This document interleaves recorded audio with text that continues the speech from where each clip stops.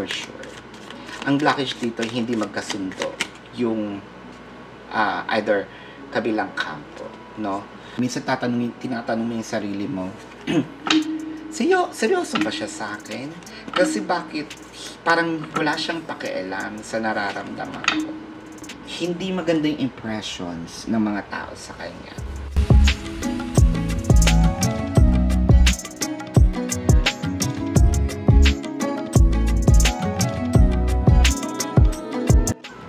Hello Aquarius! Welcome sa inyong reading.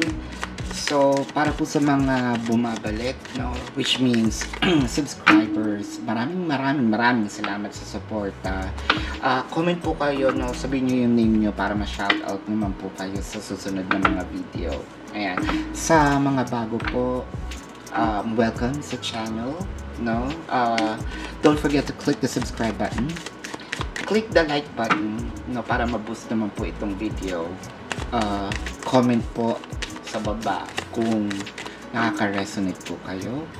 At kung gusto niyo sumali sa aming live sessions, kabilang channel po yun, Babaylan TV.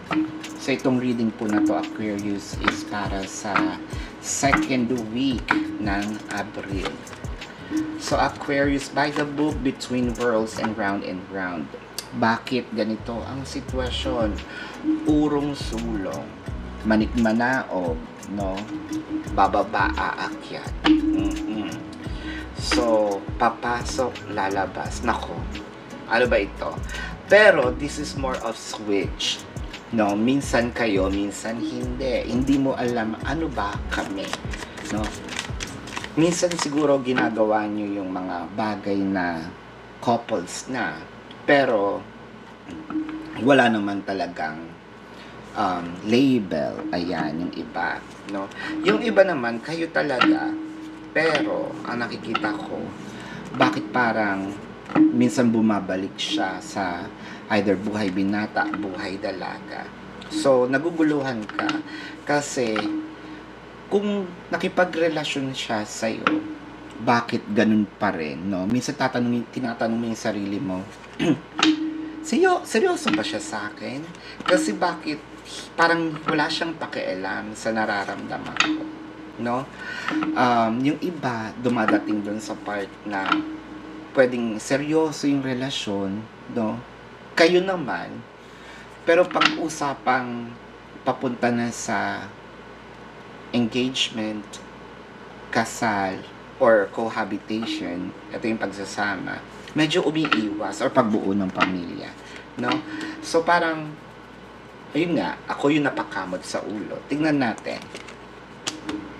6 of Wands, Aquarius. I think, ito yung magandang balita is dapat mangyari sa kanya. Yung magandang balita is dapat sa kanya magsisimula, no? Hindi siya hihingin, kusang ibibigay. Ayan. So, kumbaga nga naman, kasi pag hiningi, hindi pa ako ready, parang napilitan, di ba? Mas maganda yung ready yung isa, tapos kung ako to, ibibigay ko siya ng buong puso, no, walang sisihan. Maganda naman yung thinking nito, Aquarius. Pwedeng ikaw ito, pwedeng ito yung taong mahal mo. So, pwede nyo pong i-switch, no, yung energy, the Emperor and the Tower. So, I think this person, medyo, sabihin natin, tingin ng iba maangas, mahangin, presko, no? Ano pa ba yung ibang salita? Dahil sa presko, mahangin, adelantado, no? Adelantado, no? Medyo maangas. Hindi maganda yung impressions ng mga tao sa kanya. Siguro, kaya tayo nandoon by the book. Pwedeng hindi maganda ang impressions ng pamilya nito sa'yo. Or nila sa kanya. There you go. Pwedeng sila, pamilya nila sa'yo, or pamilya mo sa kanila. Hindi maganda ang impressions. The Sana Muerte. Ayan. So, hahapyawan ko lang ito ng bahagyang-bahagya. kasi merong pamilyang involved, no, na hindi sumasang-ayon. Either kasi may anak na yung isa, no. Bakit ka kukuha? Alam mo naman yung mga sinaunang isip, 'di ba? Hindi natin masisisi kasi biktima din sila nung panahon na yun, no, ng ganung klaseng thinking, kaya nabitbit nila. So minsan hindi natin dapat masyadong dinadamdam, no, kasi hindi naman ganun kabukas yung mga isip dati. So bakit ka kukuha ng may anak na, no, binata mo, dalaga mong tao? Ayan, with the Wheel of Fortune and the Ace of Swords, baka kaya yan lumalapit sa iyo, no, para meron siyang katulong, no, dun sa pagsuporta sa kanyang anak. Ayan. Yung iba naman na hindi pa, wala namang anak, so baka ang iniisip nito ay galing yan sa mahirap na pamilya, no. So may pangmamata. Agoy, ayan tayo, may pangmamata. So minamaliit, no, pwedeng ikaw to, Aquarius, o yung family mo sa kanya. Queen of Pentacles. Oh, so yung isa talaga dito is either may business, nakaka-relate ba? Comment po kayo sa baba, no? Yung pwedeng may business or talagang pinanganak na merong gintong kutsara, no, sa kanyang bibig, no? High Priestess and the Devil card. So hindi natin pwedeng sabihin isip ng mga mayayaman, no, na baka gamitin sila. Factor yun, no? At hindi rin naman din kasi pwede nating maisip na hindi yun yung naiisip ng ibang tao, no? Hindi natin pwedeng pigilan. Pero sa iyo, hindi naman ito, no? Madudumi lang talaga ang isip ng ibang tao. Sa iyo, alam mo, nakikita mo may pagmamahal. The Ten of Swords, Aquarius.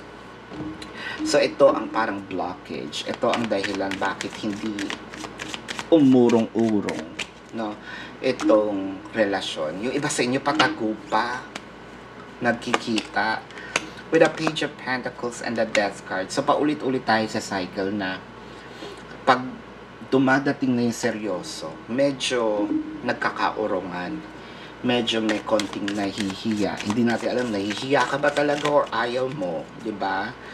Yung isa kasi dito, willing naman. Well, di naman importante sa akin eh, kung may kaya ako, kung mahirap ka, ayan. Tubig at langis, langit at lupa. O, ayan.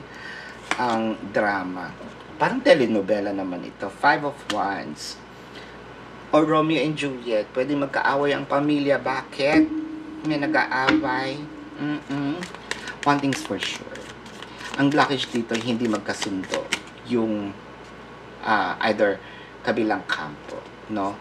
Pwedeng yung tao mismo involved sa kabilang kampo, hindi doon sa tao na mahal niya, kundi sa mga nakapaligid. Ayan. Ang hirap. Six of Pentacles and the Four of Cups. So kahit gusto kong pumuslit, kahit gusto kong i-share, wag na lang kasi parang kahit maganda yung intention, pag-iisipan ng masama. So mahirap nga para dun sa taong minamata, di ba? Kapag nag-offer ako, sasabihin. Kapag may ginawa ako, sasabihin, ay, may kailangan, no? Ay, ang hirap, Aquarius. So, tingnan natin ang zodiac signs. Ito muna ang inyong reading, no? Meron ditong Leo, Scorpio, ayan. Capricorn, Scorpio napaka-dominant, no? Aries, Taurus, ayan. Yan, so ito ang iyong reading. Maraming salamat. Para po uli sa mga bago, don't forget to click the subscribe button, smash the like button, comment down below kung nakaka-resonate, and sumali po kayo sa aming live sessions, Babaylan TV.